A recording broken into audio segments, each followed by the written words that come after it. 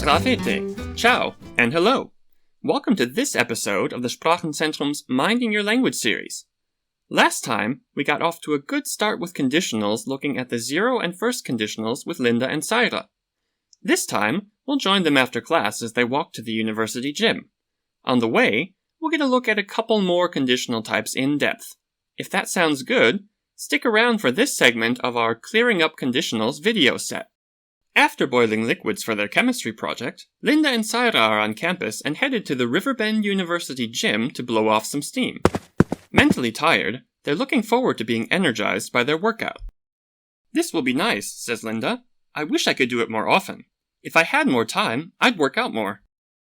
And there it is, our first new conditional. This particular form is called the second conditional.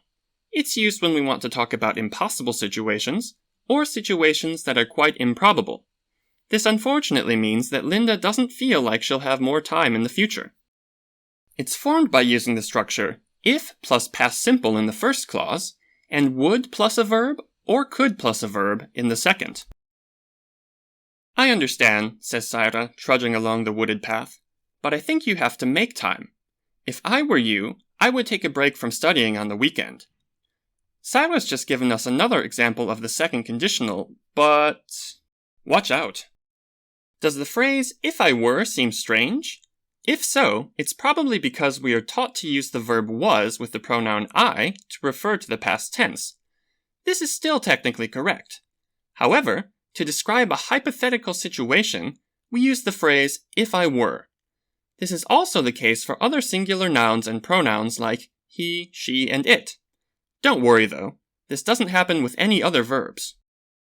"Yes, I guess you're right," says Linda. "Sometimes I feel like I should just keep pushing though. For example, if I had taken one more course each semester, I could have finished university already." Notice the if construction here. Linda's statement about her course load is a great example of the third conditional, a form that is used to talk about impossible situations in the past. That is to say, the past is finished, so these situations could no longer happen. It has a slightly more complicated form, which is created by using if plus past perfect in the first clause, and would or could plus have plus a past participle in the second. Quick reminder. A past participle often looks like the past form of a verb, that is, the ed form. It's a little different though, in that it is used to form perfect tenses and the passive voice. For example, both the past form and past participle of the verb play are played. The past participle of go, however, is not went, but gone. "I understand you're motivated," Saira says, "but think about it this way. If you'd taken more courses, you probably wouldn't have gotten such good grades each semester." With that statement, Saira has given us another great example of the third conditional. "That's true," replies Linda. "Maybe I will slow down a bit so I have more time to work out in the future." The pair is approaching the gym, so let's leave them to it. But before we go, let's recap.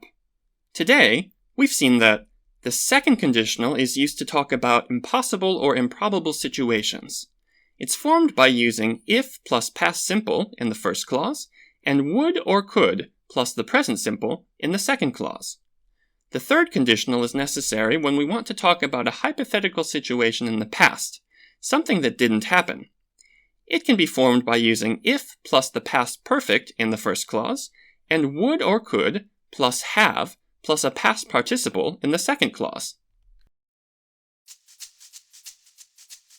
Alright, let's bring things to a finish for now. Thanks for watching, and if you found this video helpful, make sure to check out the other videos about conditionals in this set, or any of our English language learning videos in the Minding Your Language series linked below. Do skoro, arrivederci, see you next time!